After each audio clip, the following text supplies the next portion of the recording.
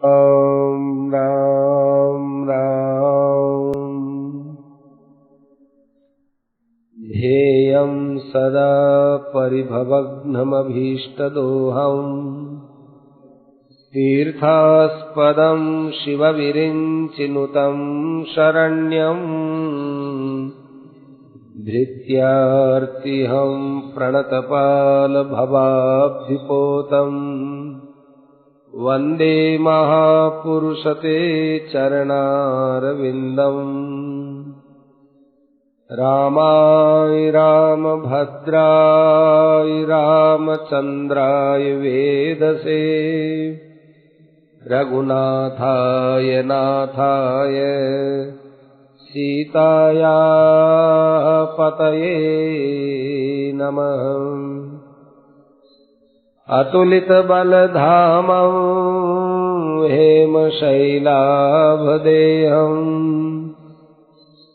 दनुजवनकृशानुं ज्ञानिनामग्रगण्यम् सकलगुणनिधानं वानराणामधीशम्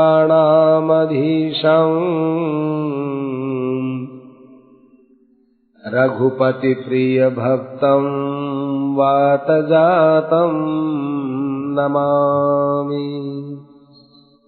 कर्पूरगौरं करुणावतारं संसारसारं भुजगेन्द्रहारं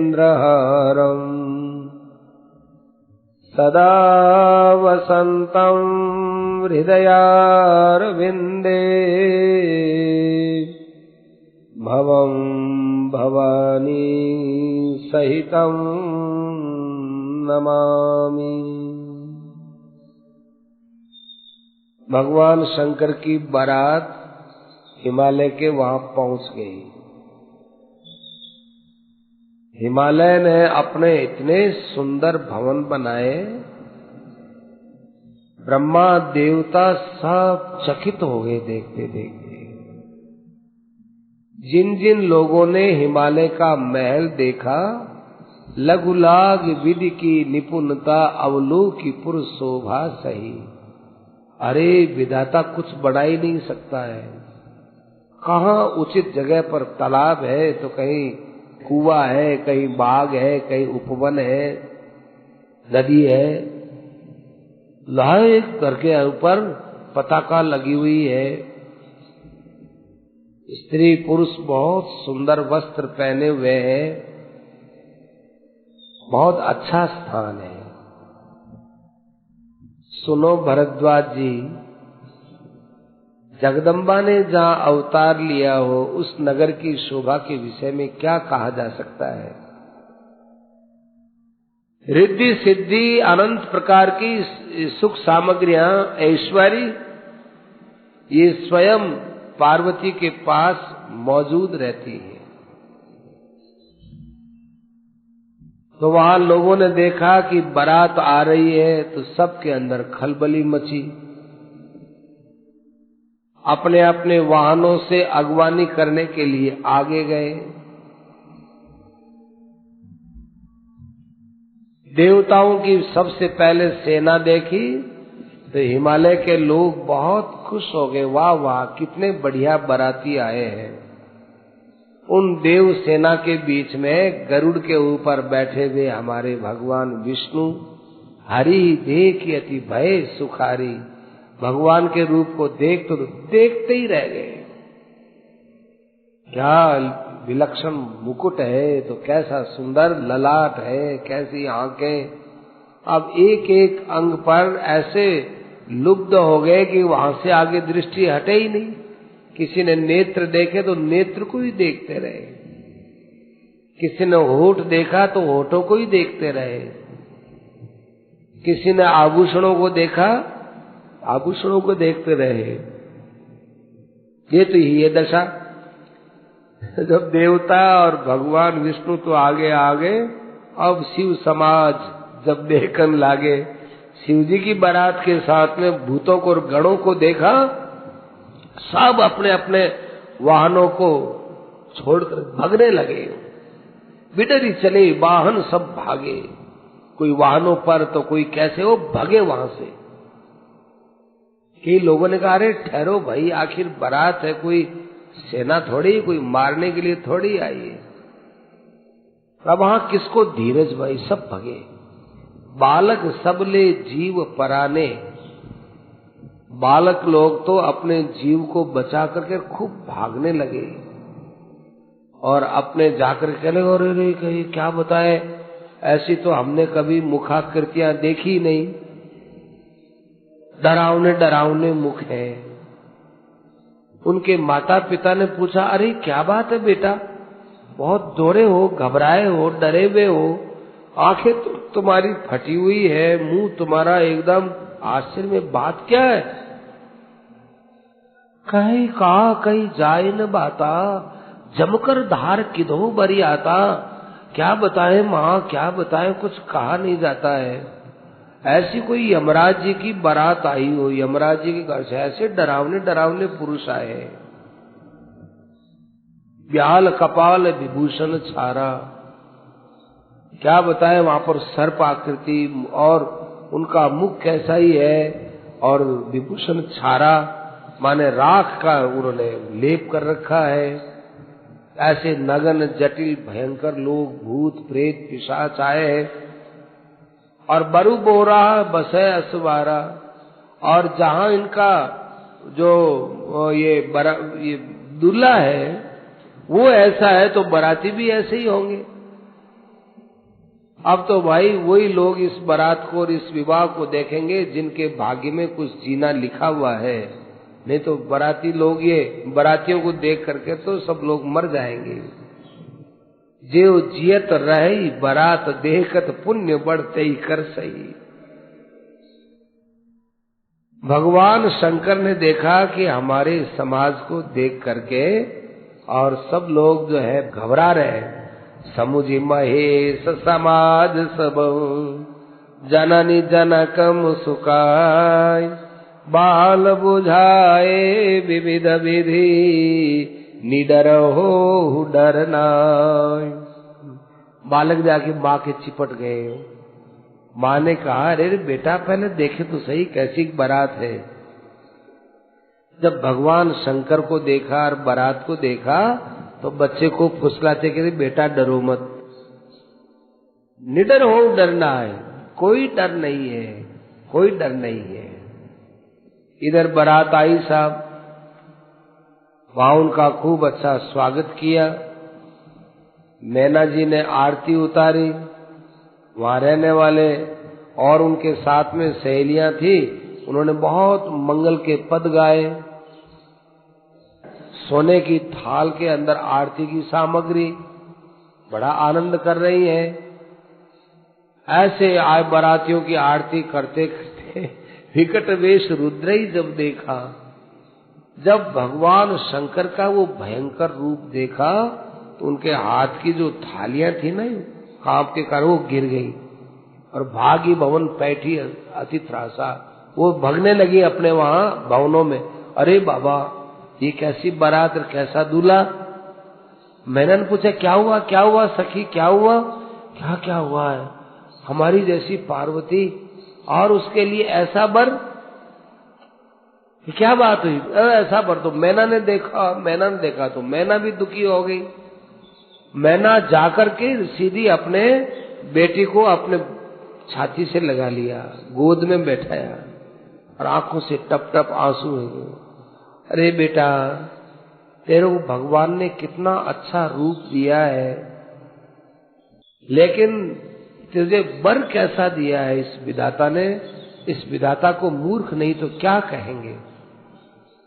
विधाता को चाहिए कि जैसी तू है ऐसा ही तुझे बर मिलता, या तुम्हें इतनी सुंदरता नहीं देते। देखो क्या बताएं, जो फल चाहे सुर तरई सो बर बस बबूरई लागे।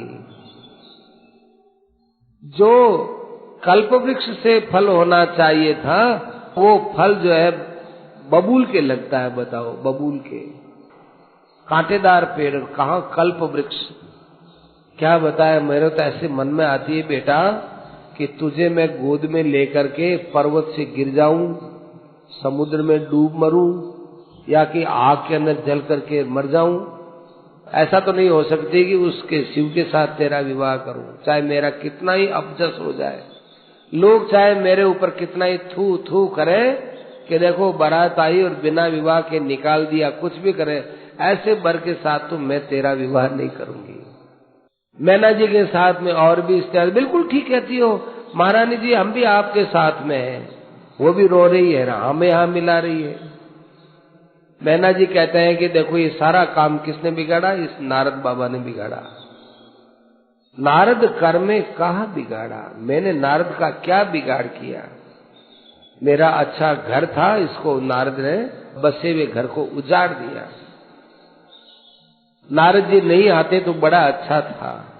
बेचारी पार्वती जैसी हमारी कोमल शरीर वाली, उसको तपस्या के लिए भेजा। बौरे बरही लागी तप की ना, ऐसे वर के लिए तपस्या करवाई बेचारे से, ऐसे वर के लिए तपस्या। नारद जी के मन में तो वास्तव में कोई दया नाम की चीज है ही नहीं, क्योंकि उनके कभी कोई परिवार नहीं, कोई स्त्री नहीं, कोई बेटा नहीं, कोई बेटी नहीं। इसलिए उनको क्या पता कि गृहस्थ में क्या क्या आफत आती है। उदासीन धन धामुन जाया, ये तो बस दूसरे के घर के अंदर उजाड़ करने में लगे हुए हैं। ऐसा करो, तुमको ऐसा करना चाहिए, तुमको ऐसा करना चाहिए। अरे कभी बांझ की जान प्रसव की पीड़ा, कोई बांझ है वो बाल बच्चे के जन्म के समय की जो पीड़ा होती है उसको जान सकती है? कैसे जानेगी? उसने कभी बाल बच्चे जन्मे ही नहीं। ऐसे ही नारद जी ने कभी घर बसाया ही नहीं, तो परिवार के सुख दुख का उसको क्या मालूम रहे। बेचारी खूब रोने लगी। पार्वती जी उस समय में छोटी पार्वती जी अपनी माँ की आंखों में आंसू पूछती है और बड़े प्रेम से कहती है, माँ छोटी सी बात पर आप इतना विचार करने लग गई। विधाता के हाथ में क्या है कि अपनी मर्जी से कुछ लिख देता है? विधाता भी तो कर्म के अनुसार लिखता है ना, विधाता भी तो किसी से दबा हुआ है ना, वो मर्जी से थोड़ा ही किसी के साथ संबंध कर देता है। आप विधाता को ऐसा दोष क्यों लगाती हो? और यदि दोष लगा भी रही हो तो दोष लगाने से होगा भी क्या माँ? विधाता के लिखे हुए अंक तो मेटे नहीं जाएंगे, तो व्यर्थ में आप उनको दोष देकर के क्यों अपयश के भागी होते हो? ये अब ऐसा मौका नहीं है। हमारे भाग्य में जो भी सुख लिखा है, दुख लिखा है, वो तो हमको भोगना ही पड़ेगा। माँ ये धीरज का समय है, थोड़ा धीरज रखो। माता पार्वती ने बहुत कोमल वाणी कही, तो जितनी वहां पर सुनने वाली थी सबको धीरज लगा, सबको शांति मिली।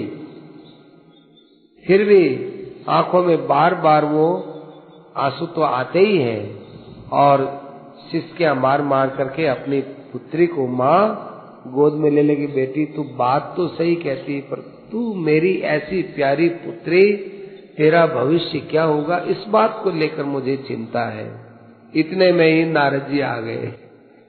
ते ही अवसर नारद सहित आरु ऋषि सप्त समेत, वो सप्त ऋषि भी आ गए, जो घट रहे थे वो भी पूरे हो गए।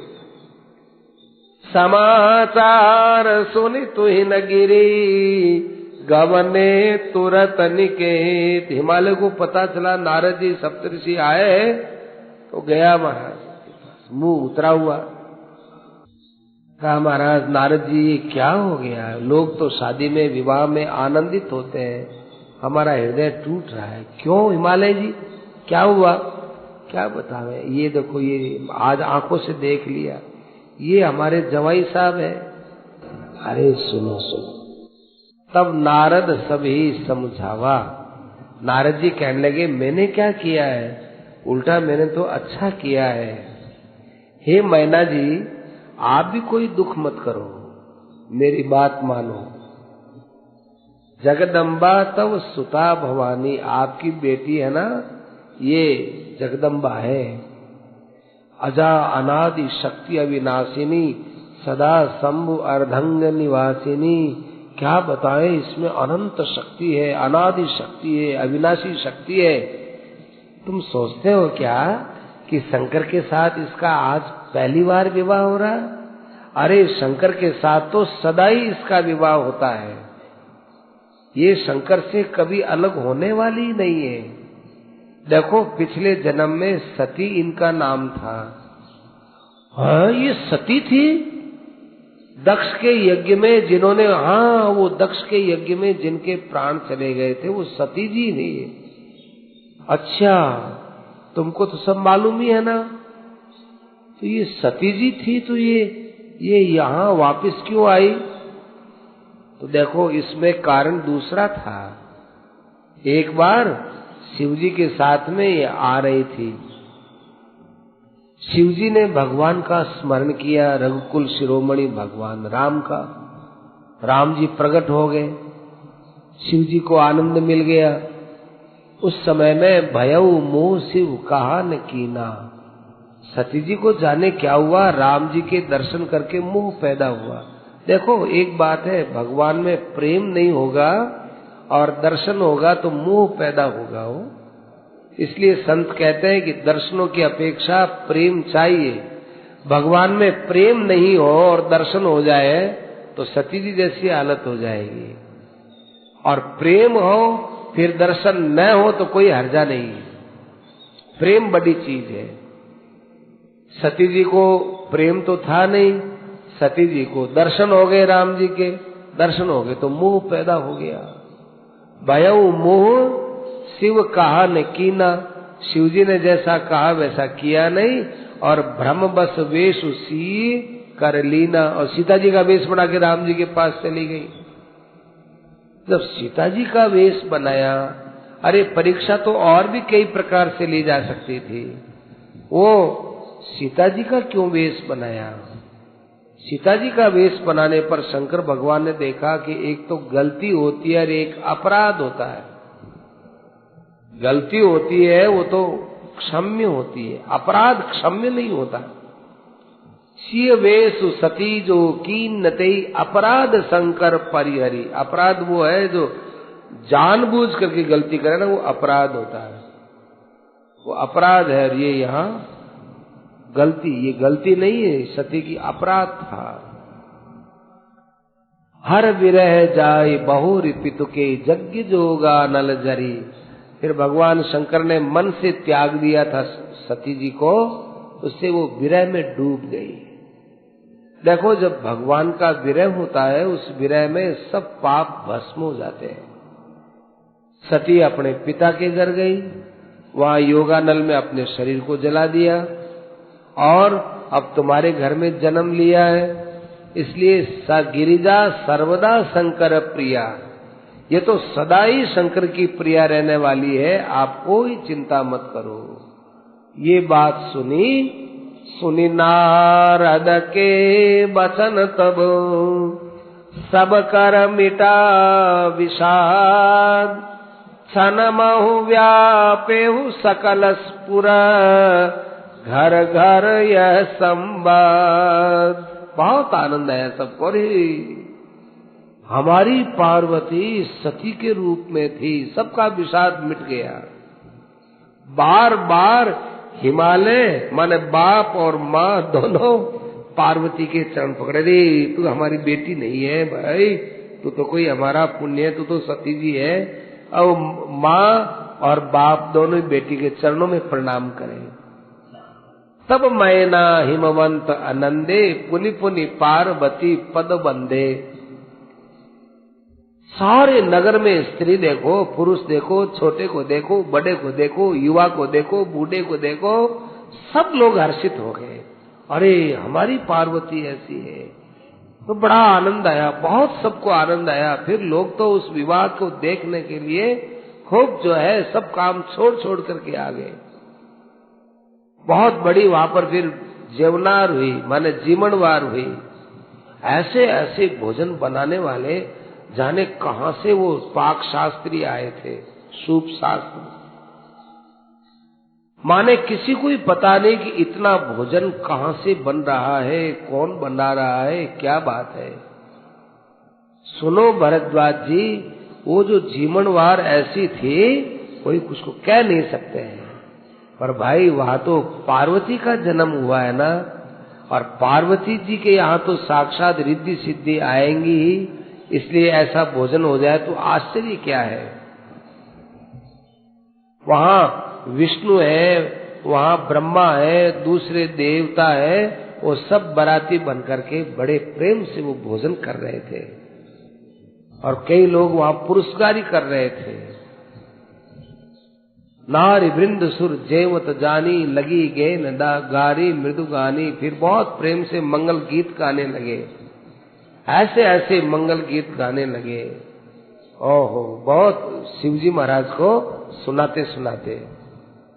भोजन करई सुर अति विलंब विनोद सुनी सचु। क्या करें, देवताओं को भोजन में आनंद आ रहा है तो वो धीरे धीरे गाछा लेकर के और वो मंगल गान सुनने के लिए बैठे, सुन रहे हैं उनको। लोग कह रहे भाई तुम उठो ना, दूसरे लोग बैठेंगे। पंगत में अब ये कि नहीं, बैठे हैं, धीरे धीरे भोजन का स्वाद भी ले रहे हैं, और वे लोग जो बोल रहे हैं, हंसी विनोद कर रहे हैं, वो भी सुन रहे हैं। क्या बताए भरद्वाज जी, उस भोजन में जो आनंद आया, जेवत जो बड़ी आनंद सोम कोटि हूं न परे कहो। करोड़ों मुखों से उसको हम कह नहीं सकते हैं। और फिर बड़ी मुश्किल से वे आचमन करके, और जो इसको जहां जाना था वहां जाकर के सब लोग अपने अपने निवास स्थान पर चले गए। फिर हिमालय ने बड़े बड़े श्रेष्ठ ऋषि मुनियों को बुलाया और कहा कि महाराज अब लगन बताओ, कब लगन है। तो वहां पर सब लगन निकाल लिए कि साहब ये इस समय का लगन है, ये इस समय में विवाह कर दीजिए। वेदी वेद विधान समारी, सुभग सुमंगल गावई नारी। जो वेद का विधान है उसके अनुसार वेदियां बनाई सप्तर्षियों ने, और खूब अच्छे ढंग से वहां पर सब बनाया, और एक सुंदर सिंहासन बनाया, बहुत सुंदर सिंहासन, दिव्य सिंहासन। ब्रह्मा जी भी वैसा सिंहासन बना नहीं सकते, ऐसा बहुत सुंदर सिंहासन बनाया। फिर भगवान शंकर से कहा आइए आप इस सिंहासन पर विराजमान होइए। भगवान शंकर सब ब्राह्मणों को प्रणाम करते हैं और बहुत सुंदर बात कहते हैं, एक बहुत सुंदर बात। क्या? हृदय सुमेरी निज प्रभु रघुराई।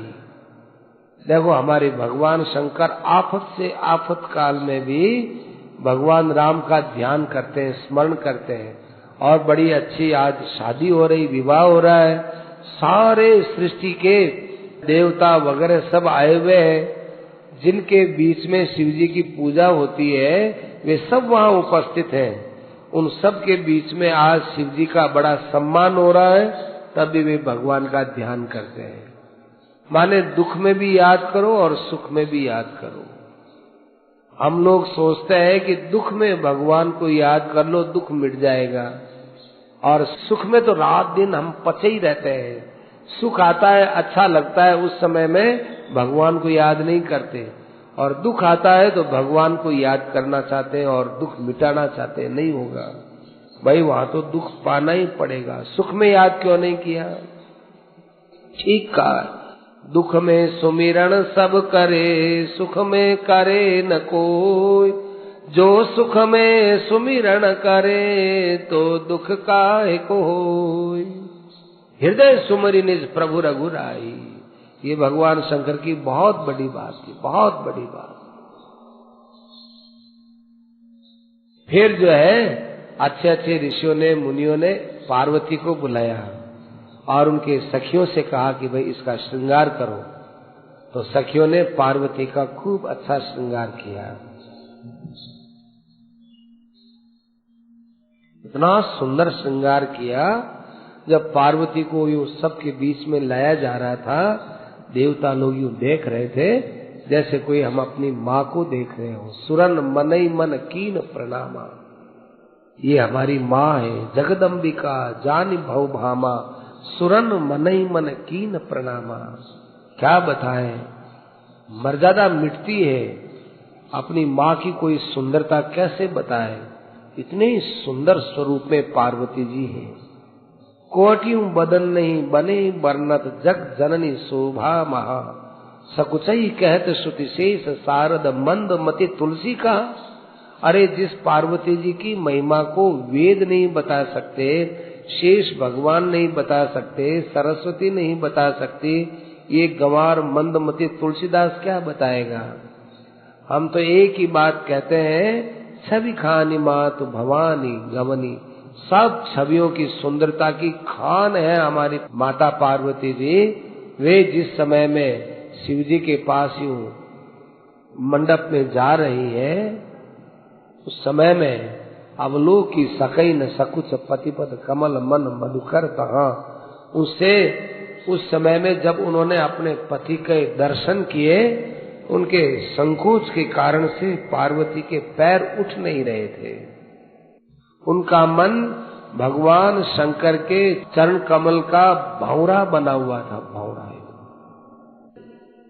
अब एक बहुत सुंदर आश्चर्य की बात कहते हो, मुनि अनुशासन गणपति पूजे शंभु भवानी। कौसुनि संशय करे जनी सुर अनादि जिय जान। संतों ने, महात्माओं ने, ऋषियों ने आज्ञा दी, मुनियों ने आज्ञा दी कि हे भगवान, आप गणेश जी की पूजा करो। तो भगवान शंकर ने और पार्वती ने, दोनों ने गणेश जी की पूजा की। तुलसीदास जी पहले ही कह देते हैं कि इस बात को सुनकर के कोई अचंबा नहीं करना कि भगवान शंकर के विवाह का प्रसंग तो पहले है और उसमें इनके बेटे का पहले प्रणाम कैसे हो गया। भाई बेटा तो बाद में प्रणाम करे, भगवान शंकर और पार्वती के बाद ही तो गणेश जी पैदा हुए, तो ये गणेश जी को पहले ही प्रणाम क्या किया। कौसुनि संशय करे जानी सुर अनादि जिय जान। कहते हैं गणेश जी महाराज कोई नया जन्म नहीं लेते, पार्वती के तो पहले से ही है। ये ईश्वर कोटि के देवता है जो लीला के लिए आते प्रकट होते हैं। बाकी वास्तव में ये अनादि है। सुर अनादि जिए जान, सारे देवता नहीं, ये ईश्वर कोटि के जो देवता ये अनादि है। इसलिए किसी के मन में संदेह नहीं होना चाहिए कि गणेश जी महाराज तो बाद में, विवाह के बाद पैदा हुए ना शंकर भगवान, वो भी बाद में ताड़कासुर को मारने के लिए कार्तिकेय पैदा हुए। कार्तिकेय के बाद भगवान गणेश पैदा हुए। कार्तिकेय की और भगवान गणेश जी की आपस में बहुत प्रेम की बातें होती थी। कार्तिकेय जी के 6 मुख थे, तो छोटे से गणेश जी क्या करें, अपने भाई को कहें, देख तेरी आंख गिनता हूं, 1 2 3 4 5 6 7 8 9 10 11 12 यूं अंगुली करके छोटे से गणेश जी दिखाए। वो कार्तिकेय के देख गणेश की तरह, मैं तेरी नाक है ना, नाक की लंबाई लेता हूँ 4 4 8 4 12 4। तो वो गणेश जी महाराज क्या करें, सूंड में उनको लपेटना चाहे हाथों। क्यों मेरी ये सूंड क्यों नापता है, तू मेरी आंख क्यों देखता है, तो तुम्हारी तो आंख 12 है, तो तुम्हारी भी तो ये नाक इतनी लंबी है। ऐसे दोनों बातें करे, इतने भी माँ आ गई। माँ ये क्या हो रहा है, क्या हो रहा है। तो गणेश जी ने कहा कि देखो माँ, ये मेरी सूंड नापता है। तो कार्तिकेय जी ने कहा कि ये मेरी आंख गिनता है, मैं क्या करूं। तो पार्वती जी बड़ी प्रसन्न हो गई। ऐसे बाल विनोद चलते रहते थे।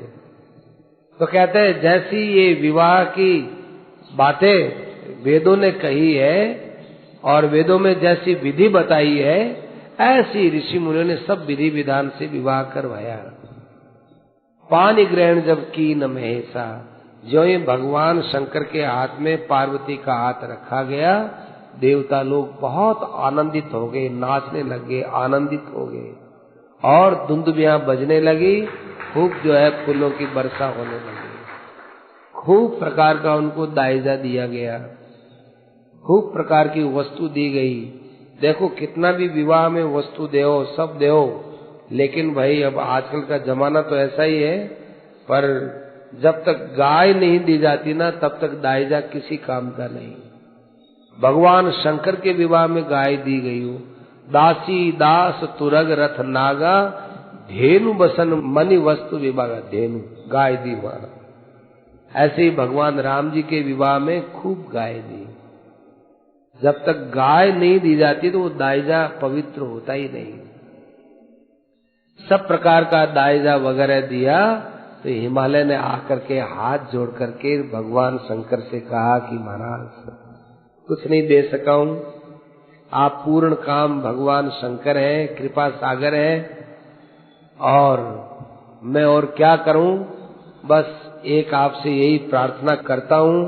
और पार्वती की माँ ने कहा कि हम भी प्रार्थना करती हैं कि अब हमारी जैसी पार्वती जैसी भी है ना, इसको आप अपनी दासी समझ करके इसके अपराधों को आप क्षमा कर देना और हरदम आप इस पर प्रसन्न रहना, हमको तो इतना ही वरदान चाहिए। इतना कहकर के वो खूब रोने लग गई। बहुविधि शंभु सासु समझाई। भगवान शंकर ने सासू जी को खूब समझाया कि देखो आप हमारी माँ हो, हमारी पूजनीय हो। आज कोई हमसे पूछेगा कि तुम्हारे माँ बाप कौन है तो हम क्या बताएंगे? भगवान शंकर के कोई माँ बाप तो है नहीं, कहा हम तो आप ही का नाम लेंगे। हमारे ससुर साहब है, इनको हम पिता मानते हैं, आप हमारी माँ हो, तो इसलिए आप हमारी तरफ से कोई चिंता मत करो।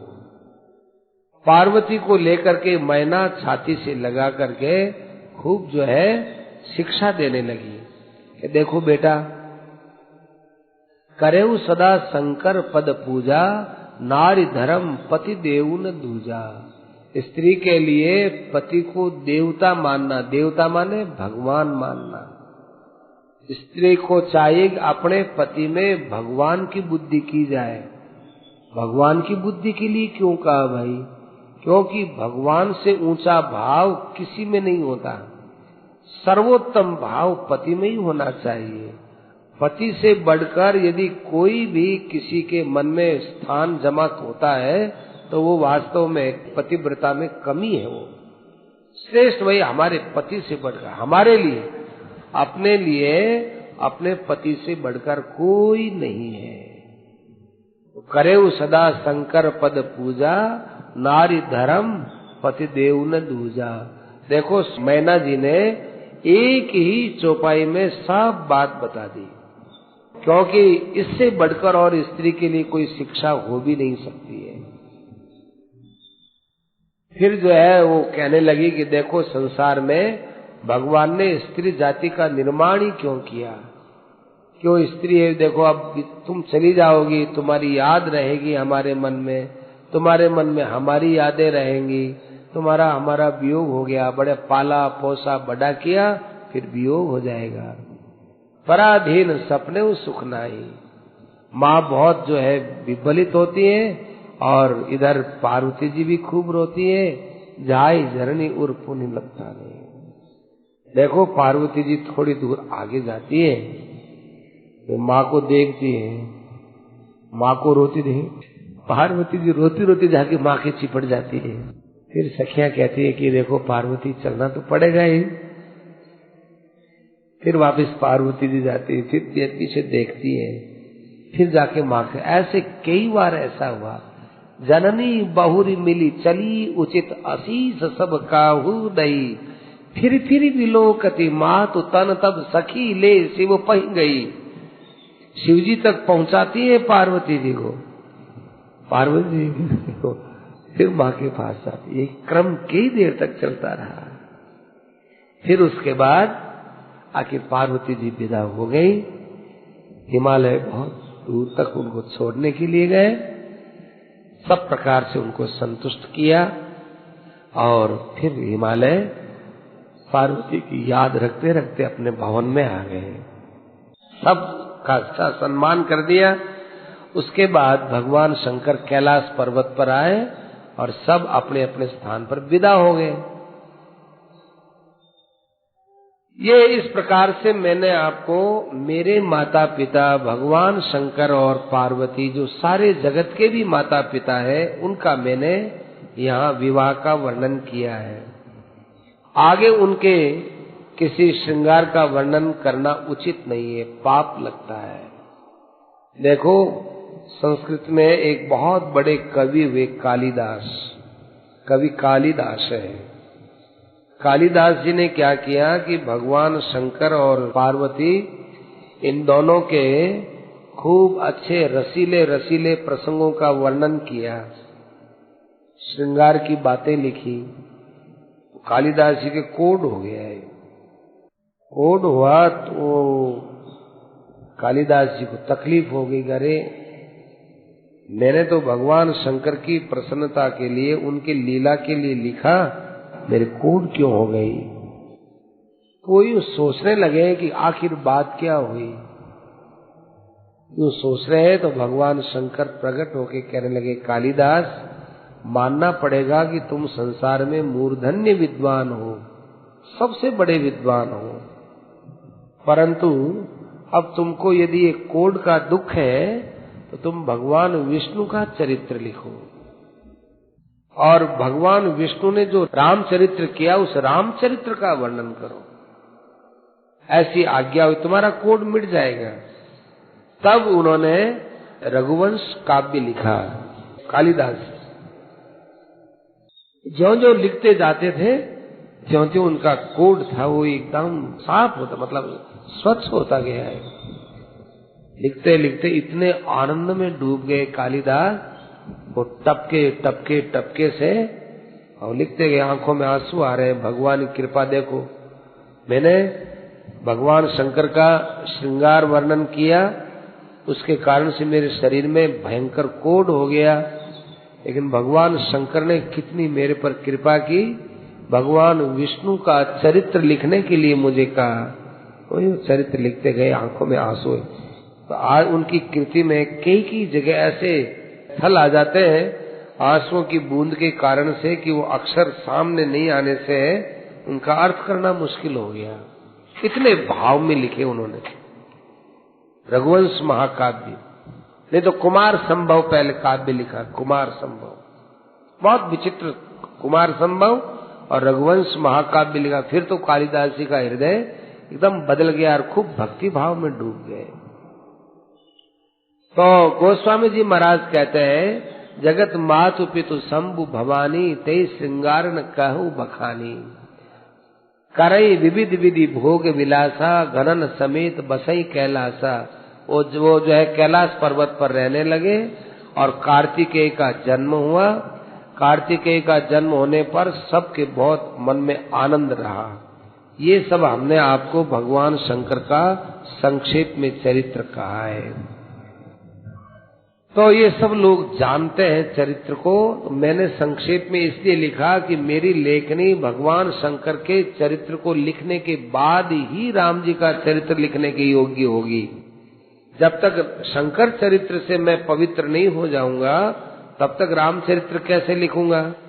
जैसे कोई आदमी गंगा जी में स्नान करना जाए तो ऐसे थोड़ी उठते ही जाओ और गंगा जी में स्नान करो, ऐसे नहीं। गंगा जी में स्नान करना हो तो अब आजकल की बात तो निराली है, अपने घर में स्नान करो, बाहर करो पहले स्नान, तेल फुलेल साबुन जो लगाना है पहले लगाया, और सब प्रकार से स्नान वगैरह करके पवित्र होकर के अब जाओ गंगा जी में स्नान करने के लिए।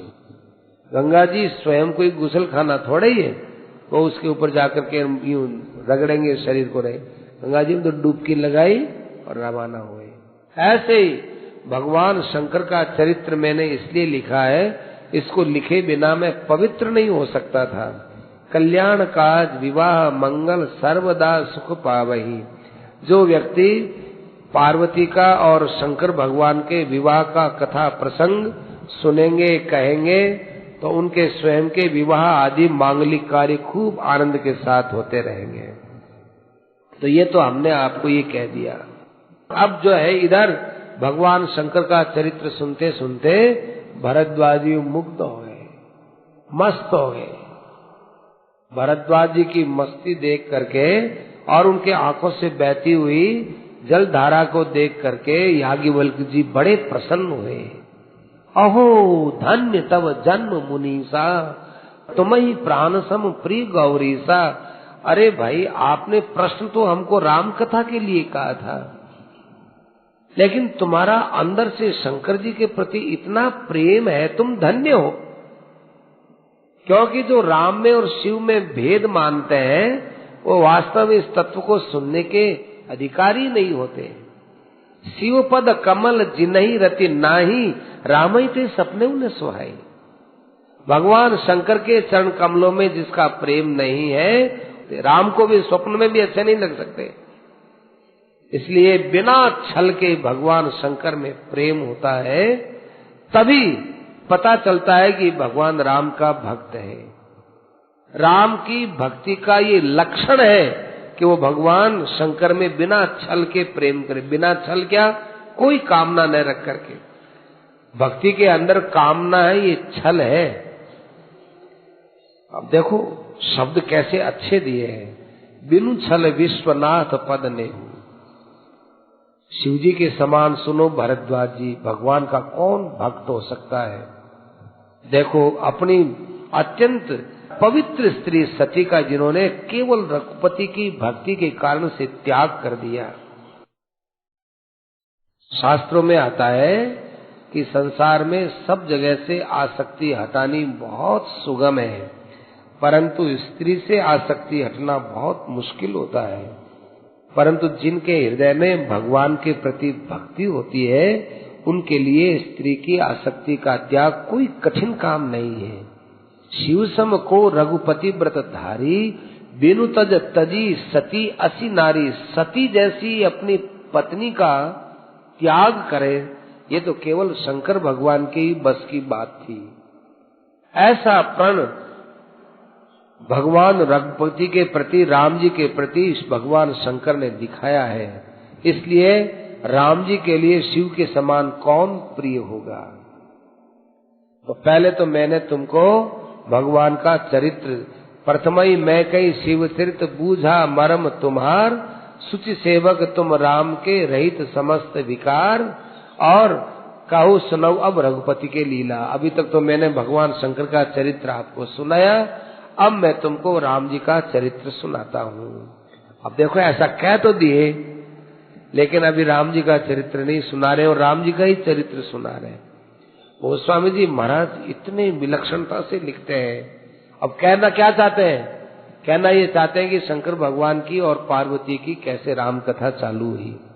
तो कहना ये चाहिए था इनको कि अब मैं आगे जैसे पार्वती ने राम कथा सुनी वो कहूंगा। नहीं, कहूं सुनाऊ अब रघुपति लीला, भगवान की लीला कहता हूं। तो क्या महाराज भगवान की लीला कैसे है?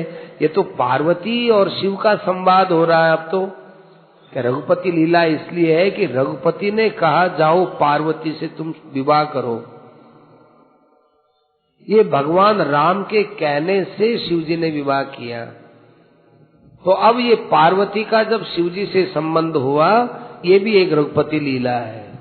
सुनाऊ कहूँ अब रघुपति लीला। अरे क्या बताए, आज मेरे मन में हे भरद्वाज जी इतना आनंद आ रहा है इस प्रसंग में कि मेरा मन में मेरा आनंद समा ही नहीं रहा है। राम जी का चरित्र कहने का मौका मिले, क्या बताएं। अनेक ऋषि मुनियों ने इसको गाया है, अनेकों ने इसको कहा है, पर कह नहीं सकते और सुन भी नहीं सकते। कई न सकई सत कोटि अहिसा, 100 करोड़ शेष नाग आ जाए और अपने हजारों मुखों से कहने लगे भगवान के चरित्र का क्या पार है।